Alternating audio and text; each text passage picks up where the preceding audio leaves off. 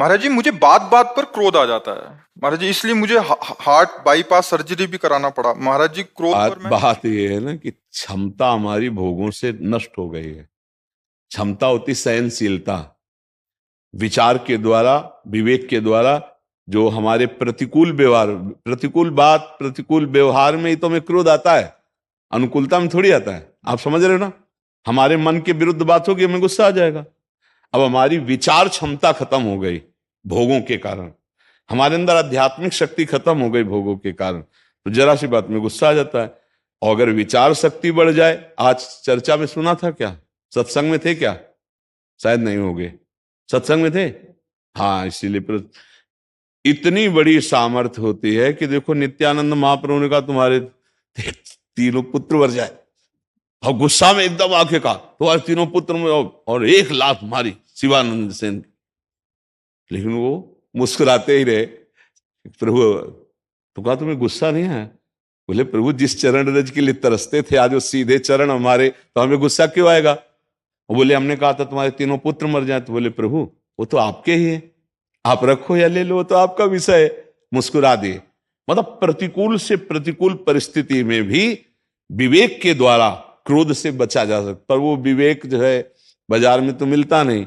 अनुकूलता में कभी गुस्सा नहीं आता, प्रतिकूल जहां हुआ तो हमें गुस्सा आ जाता है। यही हमारी बंधन की वृत्ति है, अनुकूल का भोग करना और प्रतिकूल में नाराज हो जाना। अच्छा, ये ऐसी प्रतिकूलता है कि सोच में आपके गुस्सा आ जाएगा। कोई प्रतिकूल नहीं है सामने, लेकिन सोच बदल गई। तो सोचते जैसे कोई साष्टांग प्रणाम करता है और वो उसका भोग कर रहा है कि मुझे साष्टांग प्रणाम किया। अब वो कल अगर पंचांग करेगा तो जलन पैदा हो जाएगी। आज साष्टांग नहीं किया, अरे उसकी मौज, वो साष्टांग लूट गया, उसकी मौज पंचांग लूट गया, श्रद्धा, लेकिन उसका भोग किया ना प्रणाम का, तो दूसरे दिन प्रश्न खड़ा हो जाएगा। जल किसी भी वस्तु का, किसी भी क्रिया का भोग करोगे तो आपको दुख होगा, पक्का होगा।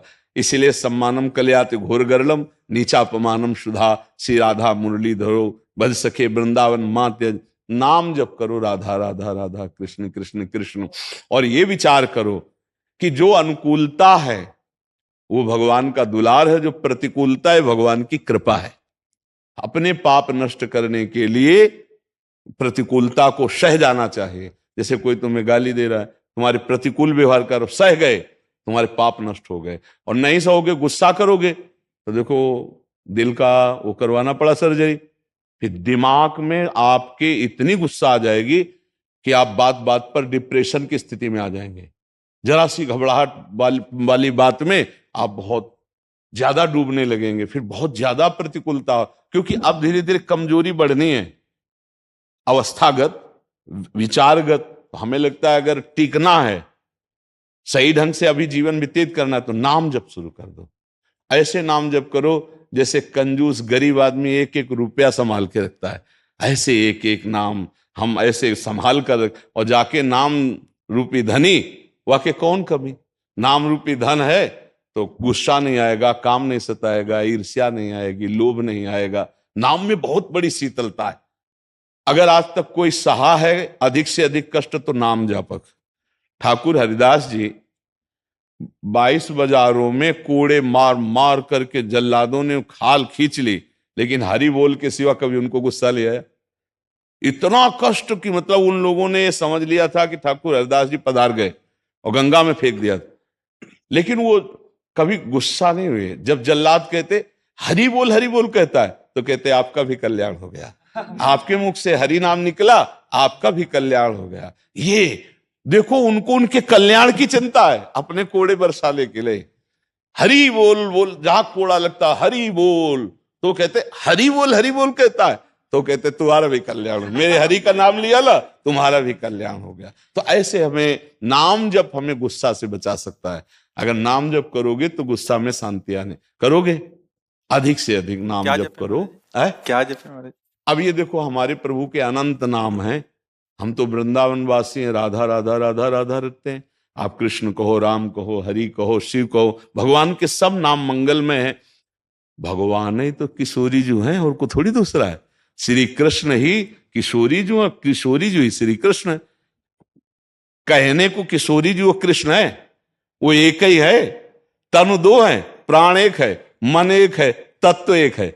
वही है श्री कृष्ण के हृदय का जब प्रेम जो है रूप धारण किया तो राधा किशोरी हो गई।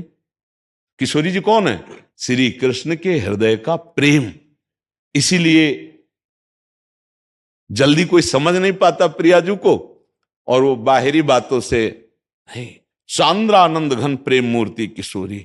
तो अगर हम वृंदावनवासी, हम तो राधा राधा राधा, और बिना राधा कृपा के कोई कृष्ण साक्षात्कार कर ही नहीं सकता, क्योंकि प्रेम के बिना भगवत साक्षात्कार नहीं होता। प्रेम दान करने वाली लाडली जो है, किशोरी जो है, ये रहस्य उपासक ही जान सकता है, बाहरी नहीं।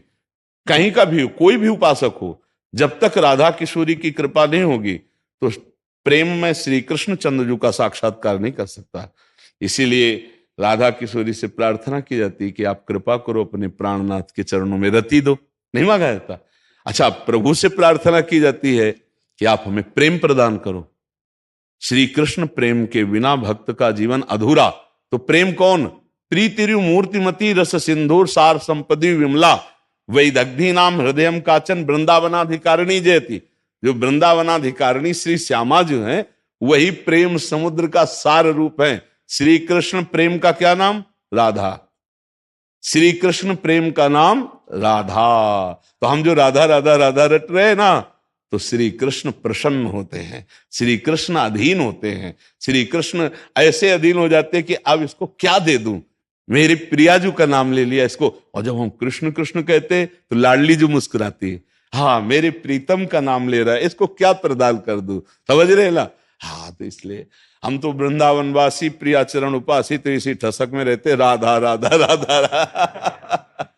और हमारे प्रभु के सब नाम समान सामर्थ्यशाली, चाहे राम को हो, चाहे कृष्ण को हो, चाहे शिव को हो, चाहे हरि को, जो नाम लो ना, ये सब